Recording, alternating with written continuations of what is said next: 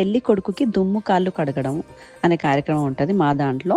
So, Telangana పద్ధతిలో మిగతా వాళ్ళవి నాకు తెలీదు ఉంటుందేమో. బట్ మాది తెలుసు కాబట్టి మా కస్టమ్ చూపిస్తున్నాను. ఈ పెళ్ళంతా కూడా మా తెలంగాణ కస్టమ్స్‌లో ఎలా చేస్తాం మేము పెళ్లి అనేది మీకు క్లియర్‌గా చూపిస్తాననమాట ఈ వ్లాగ్‌లో.